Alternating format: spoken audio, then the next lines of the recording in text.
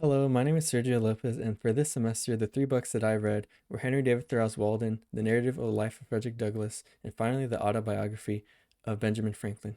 Despite the vast different subject matter of these three books, I found that the connecting layer was the overarching theme of self reliance within these three works, but specifically self reliance with the foundation on education, where each author, whether it be Thoreau, Douglass, or Franklin, all attributed their success to their love of learning and literature and seeing it as a means of a universal self improvement for all. Starting off with Walden, Thoreau's retreat into the woods is famously known, with his ideas of self improvement focusing more on a reconnection of man to nature, echoing the transcendentalist thoughts that spawned in Concord, wanting to escape from things like the train, the post office, and the modern materialism of society, which he deemed trivial. In the third chapter of Walden, titled Reading, he notes that reading is not one of these trivialities, where he's an stout reader, but only of what he considers to be the classics, having Homer's Iliad by his bedside during the 2 years. The reason Thoreau enjoys the classics so much is because he believes they are the noblest recorded thoughts of man, and specifically that people need to be deliberately reading their content to understand their meaning, unlike what he will later refer to as easy readings. When reading the classics, or specifically the heroics too, he says how, quote, we must laboriously seek the meaning of each word and line, conjecturing a larger sense than common use permits out of what wisdom and valor and generosity we have. What Thoreau is essentially saying is that by reading the classics, the difficulty of the text and the messages within these epics will expand an individual's sense of wisdom. And that's pretty much the essence of self improvement, where Thoreau himself notes how he finally understands why Alexander the Great had a copy of the Iliad in his casket. For my second author, Frederick Douglass, his expressions of self reliance are much different than Thoreau or Franklin as a result of his status as an enslaved man.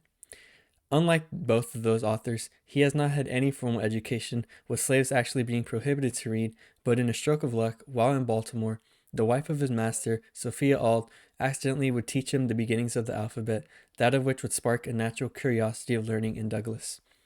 In that specific moment when Douglas's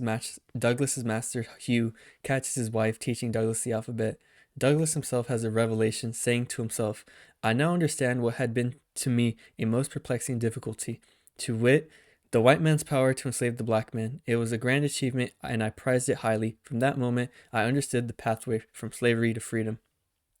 Self improvement requires one to have the liberties and freedom to seek out something to improve first, where no matter the methodology used, Douglas understood that he had to put all his labor into becoming literate as a first step in self improvement. In his life as a free man, Douglas' methodology for self improvement is based on a mantra of hard work and labor, saying in his self made man speech how he is certain that there is nothing good, great, or desirable which man can possess in this world that does not come by some kind of labor of physical or mental, moral, or spiritual. Embodying modernly what is known as a type of hustle culture, where it's because of the literal freedoms that education and literature have brought Douglas for why he's even able to preach some form of self improvement in the first place, accrediting his freedom to his discovery of literature that one day in Baltimore. My final author, Benjamin Franklin, has a similar approach to self improvement as Douglas, with his autobiography preaching the importance of pure industry. In the second part of his autobiography specifically, he notes his experiment trying to obtain moral perfection, listing what he believed as the 13 most important virtues and attempting to perfect each one every week. Over the span of 13 weeks, he would track every individual virtue and marking the days when he would fall upon the virtue. But eventually, at the end of his experiment, he came to the conclusion that perfection was impossible. Despite this, though, he still found value in the experiment himself, believing that it improved him, saying, though I never arrived at the perfection I had been so ambitious of obtaining, but fell far short from it, yet I was, by the endeavor, a better and a happier man than I otherwise should have been if I had not attempted it. Taking a step back and looking at the origins of Franklin, though, in the first part of his autobiography, he explains his early love for reading, spending all his money on the books he could access, with this being the main reason why his father led him down the profession of printing. Even later down Franklin's life, when he's adopted this hustle mentality, he still has a fondness of reading, saying how reading was the only amusement I allowed myself. I spent no time in taverns, games, or frolics of any kind, and my industry and my business continued as indefatigable as it was necessary. Clearly, Franklin values the lessons and mental growth that came from literature and reading. Where having this insane work ethic, he still finds time to read, valuing the arts. This is the exact reason why he would go on to found the University of Pennsylvania, where in 1749, wanting there to be an academy, he passed out a pamphlet he printed anonymously titled Proposals Relating to the Education of Youth in Pennsylvania, which would basically list out a list of reasons why establishing an academy would be beneficial for the people. In conclusion, despite the differences in the methodologies of self-improvement from these authors like Douglas, Thoreau, and Franklin, each recognize the importance of education and reading as a foundation for self-improvement.